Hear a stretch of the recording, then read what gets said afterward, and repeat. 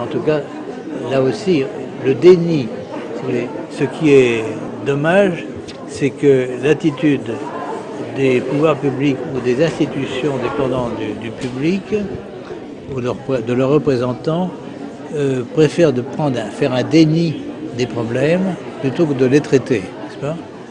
Alors je pense il y a des exemples patents, donc le nôtre par exemple, mais il y en a d'autres aussi, n'est-ce pas? Il y a les rapports vaccins, les rapports avec les vaccinations, ça, les effets secondaires des vaccinations. C'est pas en niant ces effets secondaires qu'on va aider la vaccination, au contraire.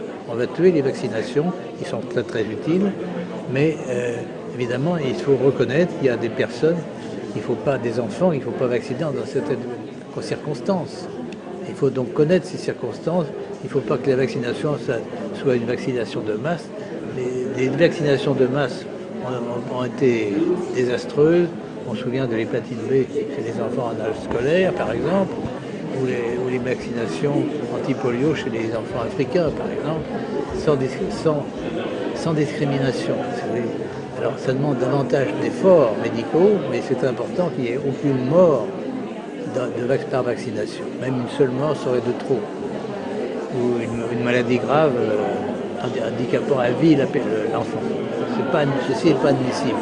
Si on fait un déni de ces événements, les parents, bien sûr, comprennent la circulation de l'information maintenant par Internet, fait que ces cas sont connus, etc.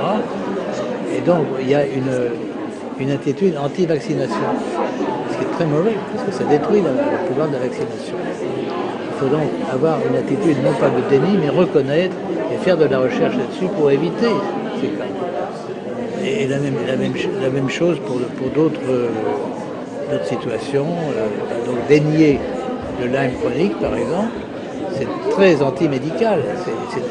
Il y a des gens qui ont un Lyme chronique qui peuvent transmettre par transfusion le germe de la maladie. Il ne faut pas dénier le Lyme chronique, c'est évident. Alors, simplement parce qu'on veut éviter des problèmes, on recule devant la reconnaissance de la réalité. Et ça, c'est anti-scientifique, totalement anti-scientifique.